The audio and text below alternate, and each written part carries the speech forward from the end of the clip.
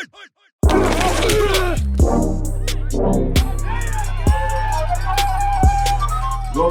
to Arizona State Football Insight.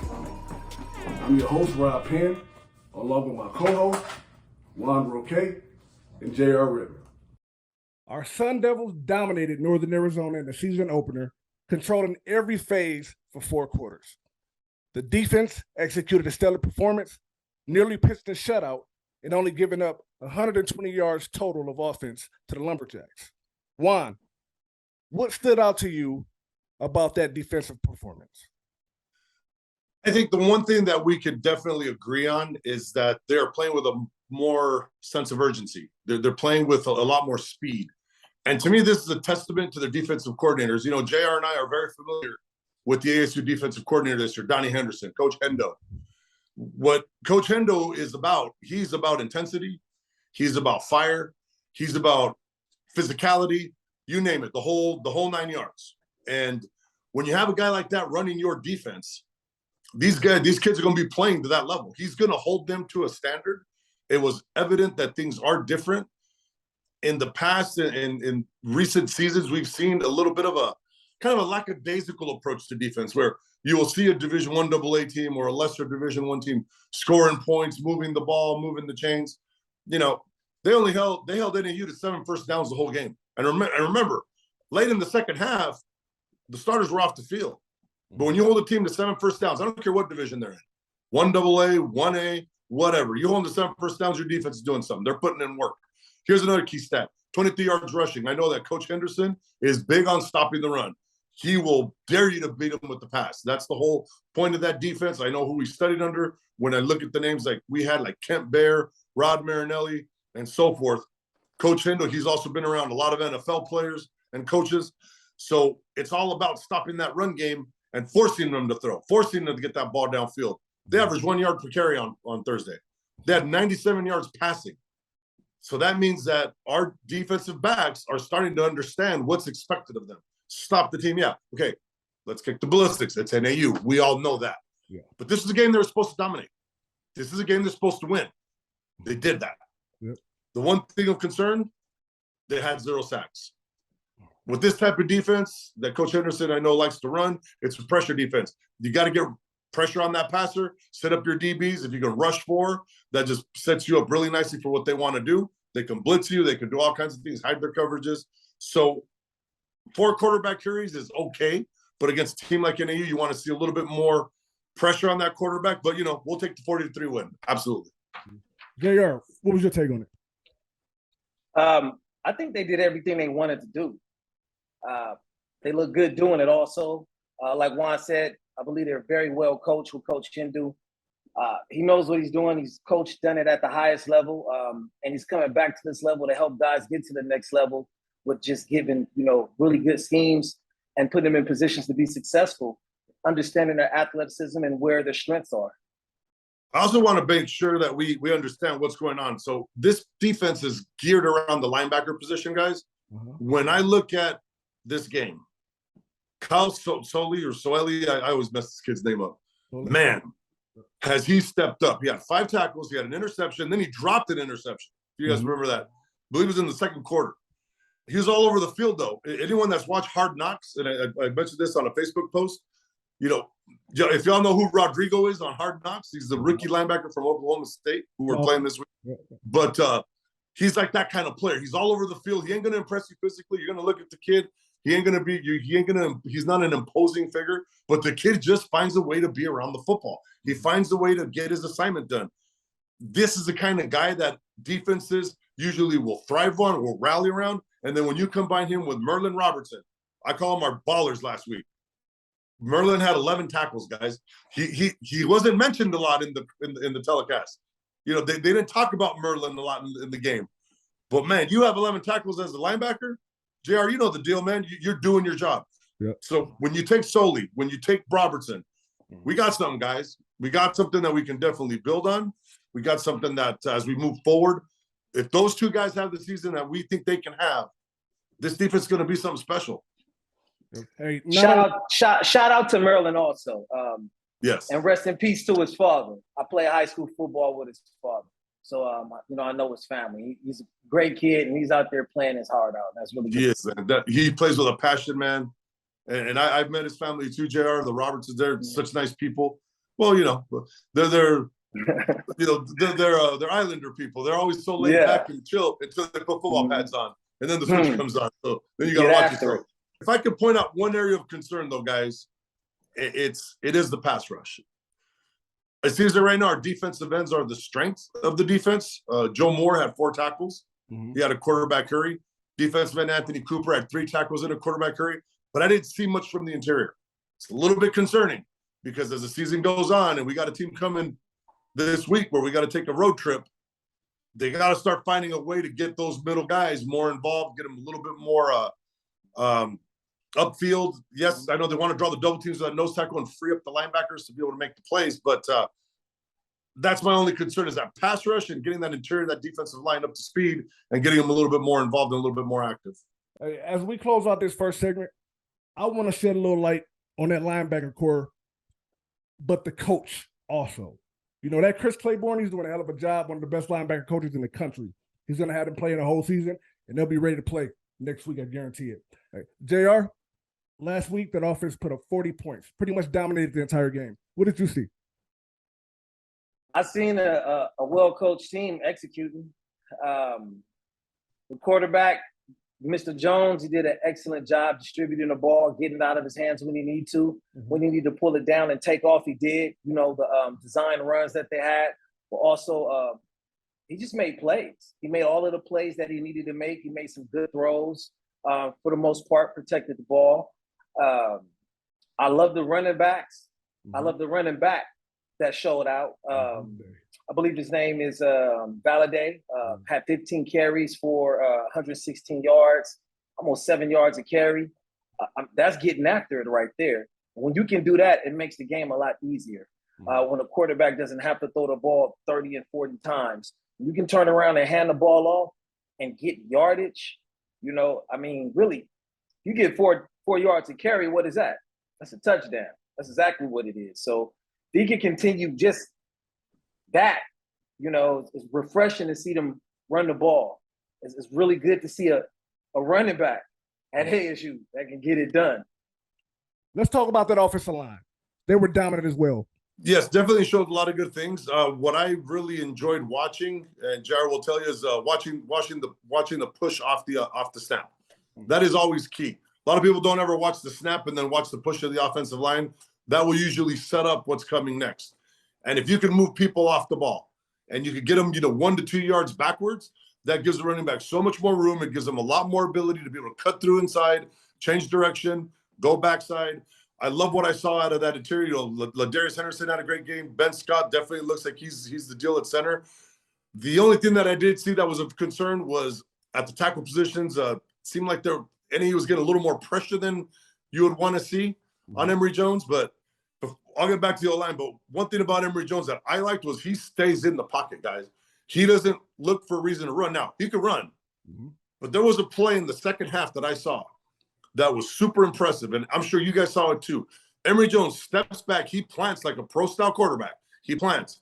He reads 1. He reads 2. Neither one was open. He hit the third receiver in stride on the way out of bounds for a first down. Guys, we haven't seen that. We haven't had that. And I know there have been a lot of noise about the other dude leaving and, what happened the other night and, whatever. But at the end of the day, when we're thinking about this new offense, and what they're trying to do, it's like a hybrid spread pro style kind of thing. You see them under center, you see them, clap snapping or whatever they call it, snap count with the claps.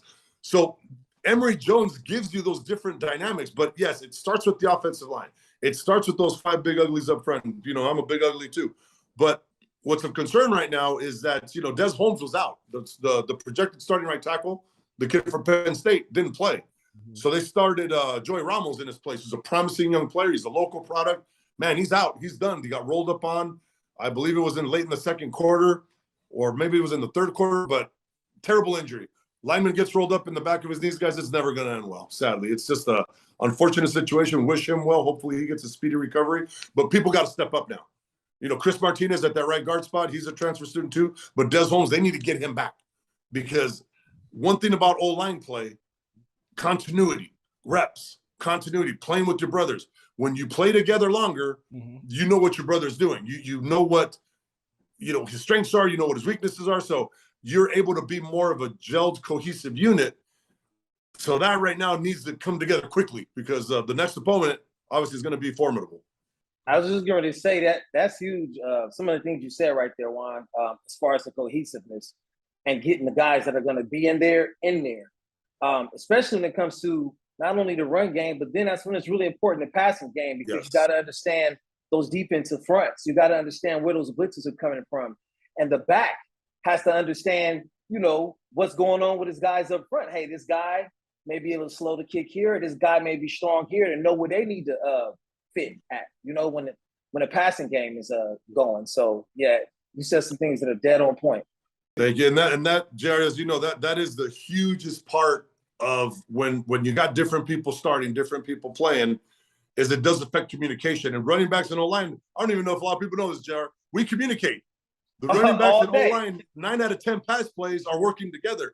The running back becomes another lineman. So you talk about identifying blitz, identifying corner blitz. Is it a threat? Are they going to shoot the A gaps and switch assignments with the running backs so we can go and cut that flip and nose tackle? There's so much that happens in such a quick moment that if you're not all on the same page, it's going to get your quarterback hurt. And right now, the Devils, based on what I've seen, we got to keep Emory Jones like Cazzetto used to be so passionate about Jake, right, JR? We got to keep him healthy.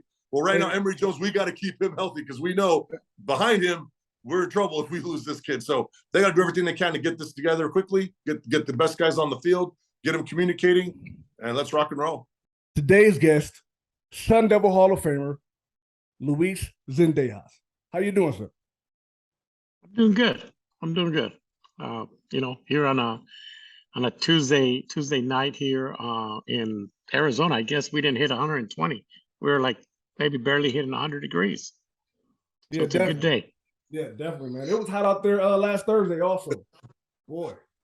Yeah. Well, put it this way, I was in Houston last week, and it was so humid and hot that when I came to Arizona, I thought it was a cool down by then.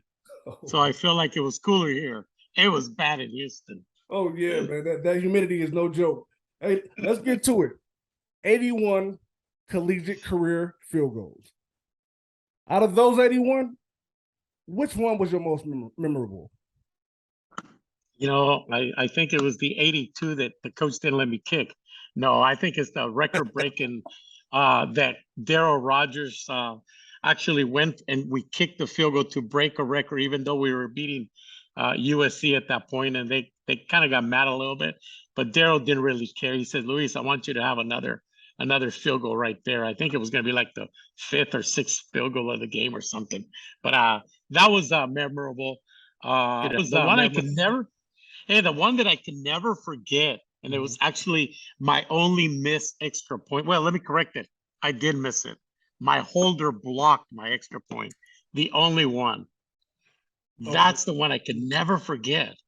Isn't that crazy? I was 3 years in a row, non-miss, and my holder was like, "Man, I hope I don't mess it up for you." And he forgot to take the hand away from the other side when he put the ball on the ground or on the tee. Oh man, what about the over 360 points? Setting the NCAA record for most points scored. How did that? Well, I think the feeling of that was amazing because the fact that you look up to as the Dallas Cowboys was your team coming from a Hispanic, community in Arizona, in Mexico. That's all you see is the Dallas Cowboys. And you were chasing Tony Dorsett's record that he did it by touchdowns. And I was doing it by field goals and extra points. Oh, yeah. That was the amazing part.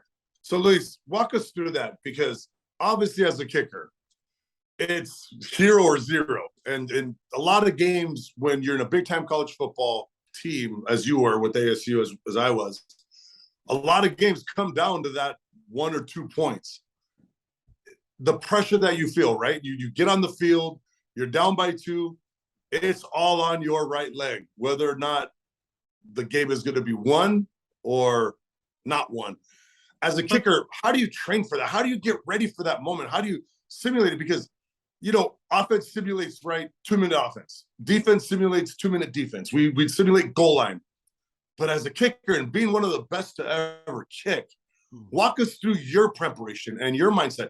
How do you take the field with 2 seconds left? You got to make it for 47 yards. What's well, that number like? number one, in high school, you don't really think about it. You go right through, you go and kick, and you really, it doesn't make much. In college, it's the same way. You go through it. I mean, I don't want to bring up LSU from just the other night, the game. I was about to. Missed extra point, but blocked extra point. Poor kid, everything there. But it's the way you approach the things. In the NFL, it's a lot different. Let me tell you, I used to go down when I was with the Eagles.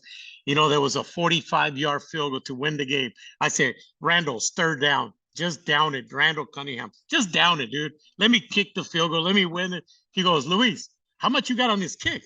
Well, 45 yards, an extra $10,000. The paycheck is $10,000. It's a game winner, another $10,000. So this kick's about $45,000 for me. And Randall goes, well, if I score a touchdown, this is like almost $100,000 for me. So it was like, you want those. You're there as a kicker. Honestly, you don't lose any money if you miss. You only gain if you make it. Wow. Do you understand? So really, pressure's not there. You want to have it. The lifetime of a kickers could be, 2-3 games, maybe 2 years at the most. You want all those pressure kicks. You want to kick. You want to be the winner. You don't just want to be on the sidelines and say, "Oh, when are they gonna put me in? Oh, please don't put me in. I don't want to miss." No, you want to go in there and showcase. But just like Juan Roche can tell you, man, I wish they'd design a play that he can just flare out and throw a pass to him, or he can throw a pass. We always dream those things. We always think of those things that, if you go with your mindset, whenever I go into field goals and I train kickers here in my house, I tell them that if you want to miss the field goal or the extra point, think negative towards going there. Oh my God, all my friends are at the sports bar watching this game. All my ex-students or my ex friends or players are watching this. I'm gonna miss. You walk into that, you're gonna miss. Or you go down there with the attitude is like, man, 35, 40-yarder to win the game. Here it is. We're gonna beat the Dallas Cowboys on this field goal. I'm with the Arizona Cardinals right now. I'm gonna win this field goal. Leave it to me. I'll take it.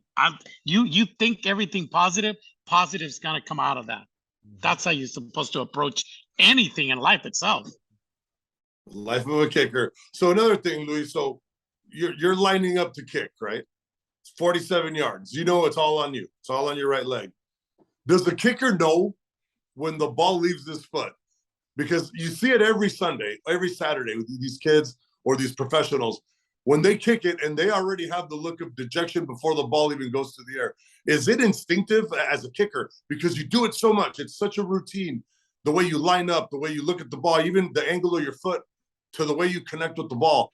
Does the kicker know? Luis? Yeah. Right when it leaves your foot, do you know? Totally. If you really to go do it and go get a kick of 47 yards right now, I go out there, I can literally do it blindfolded and tell you if it went good or no good, just based on how it hits your foot, based on the approach, based on how the ball, everything that was set up, ready to go, the way you approached it.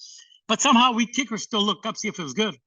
Even though we already know, we're not looking to see if it's good. We're looking to, oh my God, this is going to be a hook to the left. I hope there's a crosswind that brings it in because I know that wasn't a good kick. And sometimes you get that, like you take that could have been a miss, but you got it through. So yes, absolutely, Juan.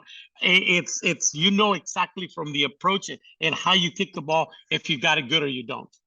Hey, the Zendejas Kicking Academy, pretty much. I hear great things about you all the time, and the kickers that you really bring on to the next level.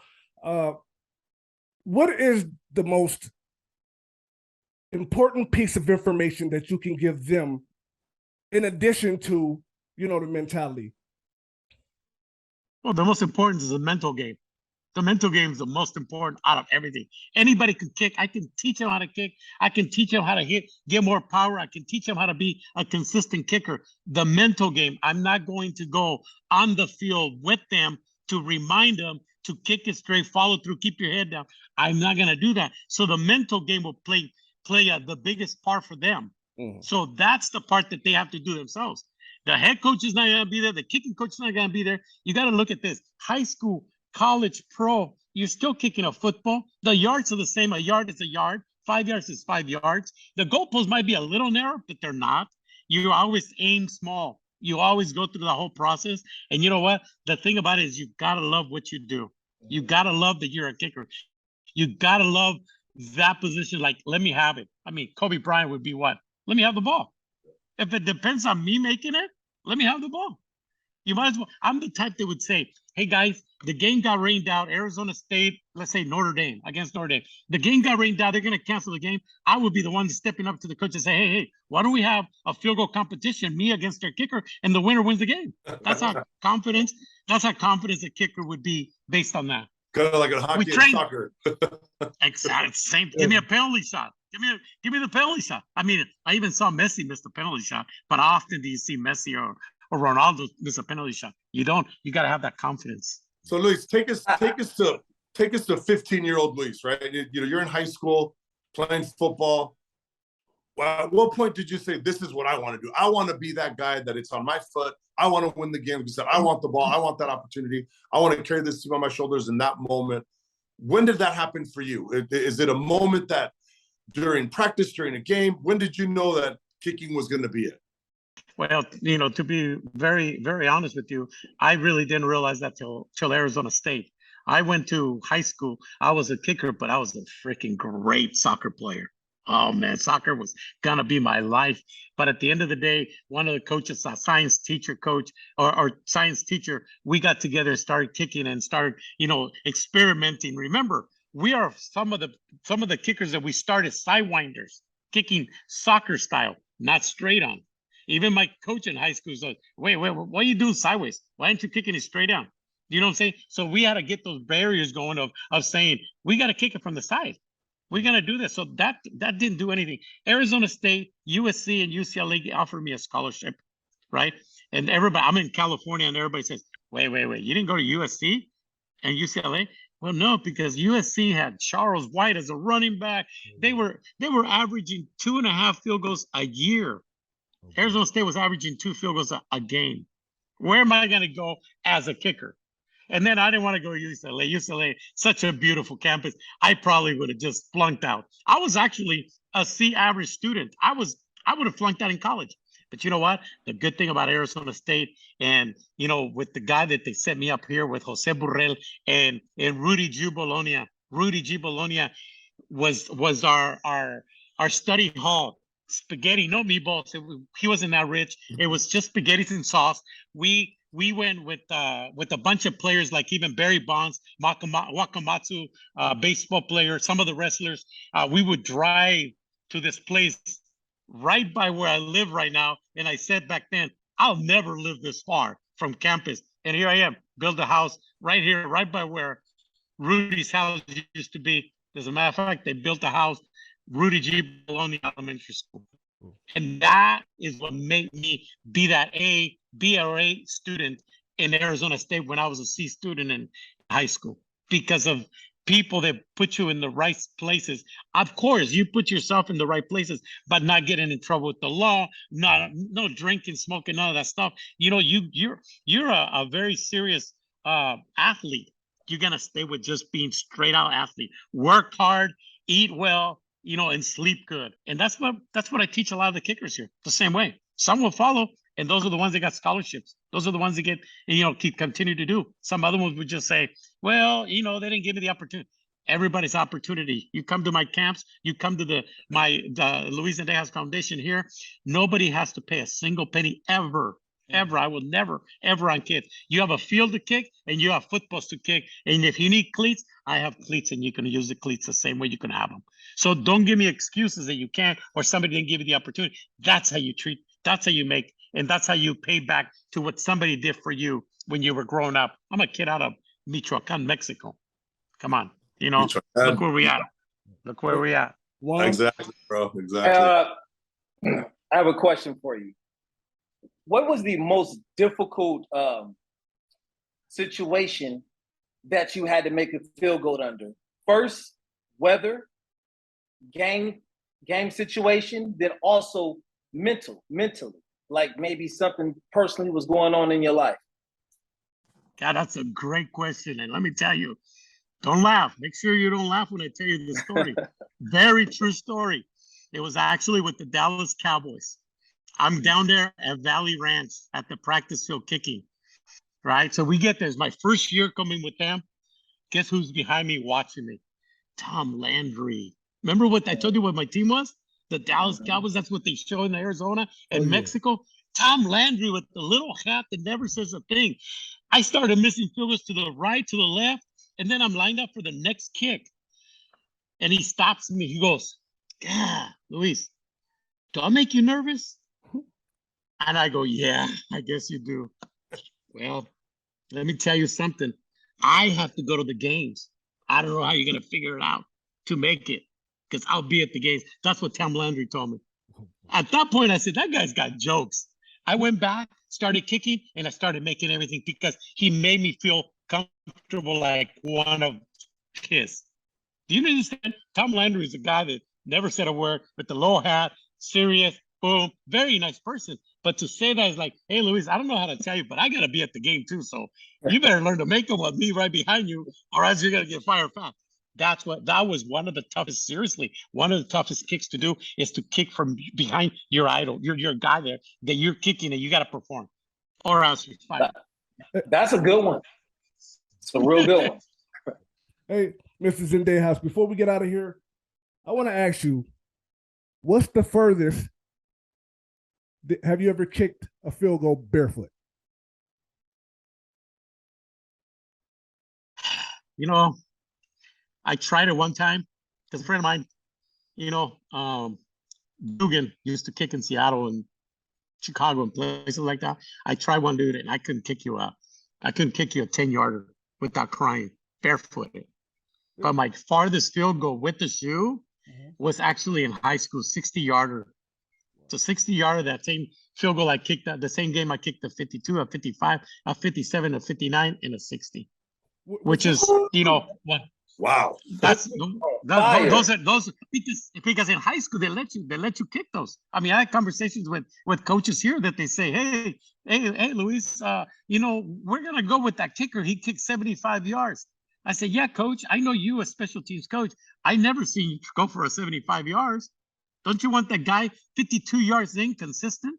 He goes, yeah, but it looks good. Okay, the only guy, let me tell you, Tucker is the only guy that can make you those 70-plus yards. I mean, Matt Prater can kick some serious good field goal kicks. The same thing for the Cardinals. Let me tell you, some power legs, but majority of your bread is inside 48 yards. If I give a tryout to any of the kids here and you miss anything inside 45 yards, I will shake your hand right there and I say, thank you for coming. Bye-bye. Because those are the ones you have to make. What is the theory behind kicking barefoot? I don't know. They said they want to feel the ball. I'm going to tell you a quick story about feeling the ball. I was with the Philadelphia Eagles. We played in the Fog game, in Chicago. Google it. So we go down there. I've never seen, and Juan Roche will tell you, I've never seen offensive line and defensive line with pantyhose. It was so cold. They wore those on. Do you know what I put on my foot? I cheated. I did cheat it. It was so cold. It hurt so much. I went in early. I kicked the ball and it was hurting so much.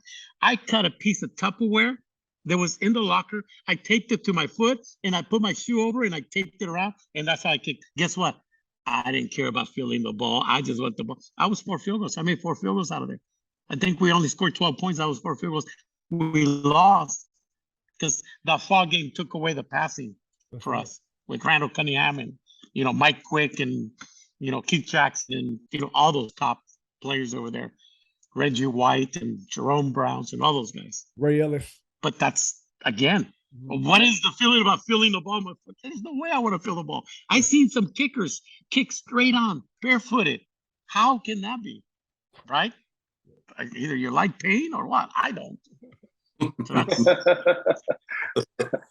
Well, thank you so much for coming on, Mrs. Zendejas. This has been excellent, man. We look forward to having you on again. Definitely. Appreciate it. Anytime. You know that. I'm here. Gracias, Luis. You guys take care. Órale, cuídate. Buenas noches. Have a good one. Thank you. Bye-bye. Take care.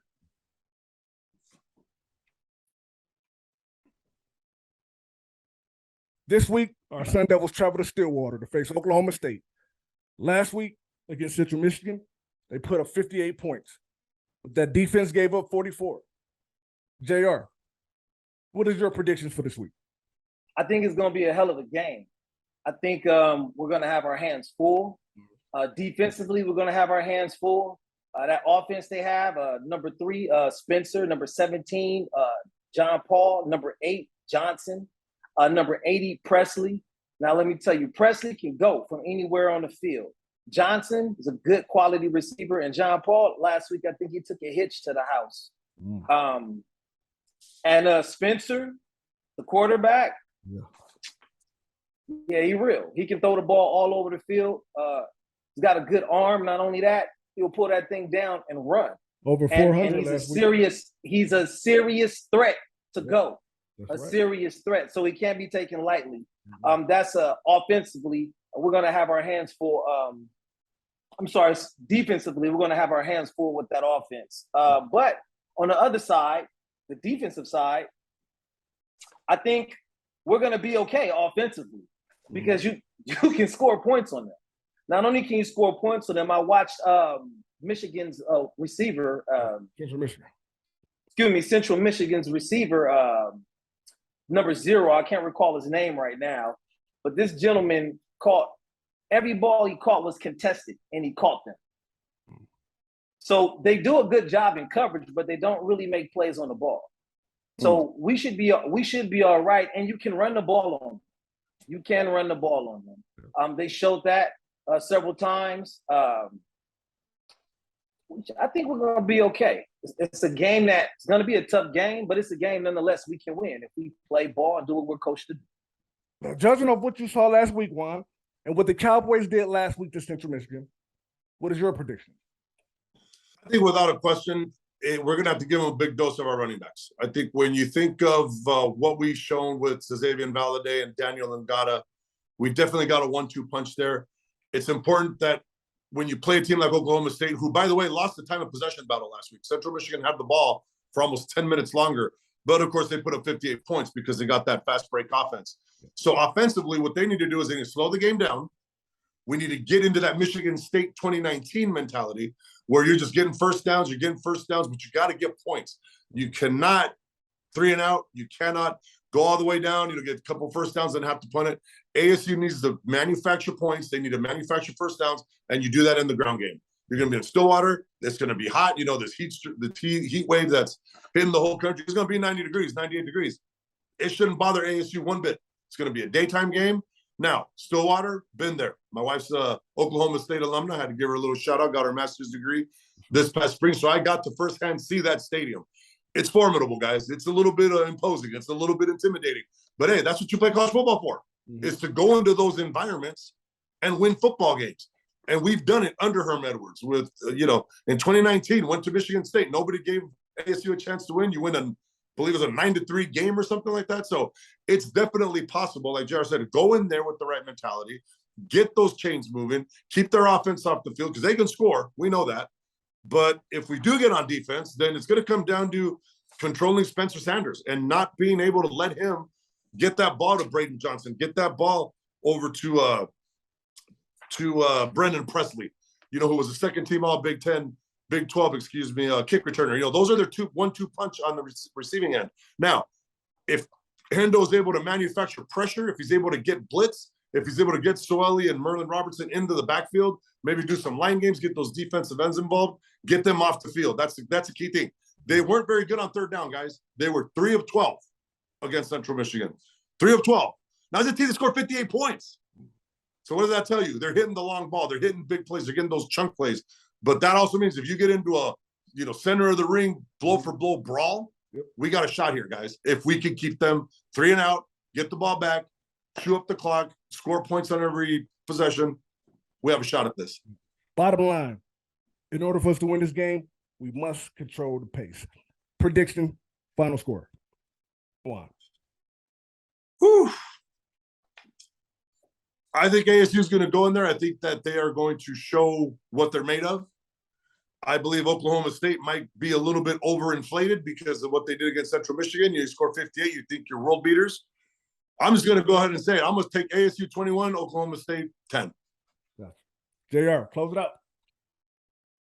Okay, couple things. The first thing I'm going to say is offensively, I really think that we should be fine. I've seen a lot of holes in the passing game. Smash concepts, crossing routes. They got mixed up with mesh concepts, crossing routes. People wide open over the middle, wheels out the backfield. They get lost. They lose the back out of the backfield often. Hitches, corner routes, wide open. There's a lot of holes in that defense. So I think we'll be fine because there's a lot they would have to patch up in a week. I think the biggest thing is for both teams playing teams that were less than up to par to their ability, have to be careful. That's just what it's going to boil down to. It's going to be a hard game on both sides of the ball because they're actually going to face an offense. They're actually going to face a defense. Not that they didn't face one previously, but both of these teams are more evenly competitive. So it should be a really good game. And I really can't give a prediction other than go Devils. We going to win. That's right. Hey, Saturday afternoon, 4:30, kickoff. Go Devils. Hey, Go Devils. Wonderful show. Thank you for tuning in. We'll see you next week. Hey!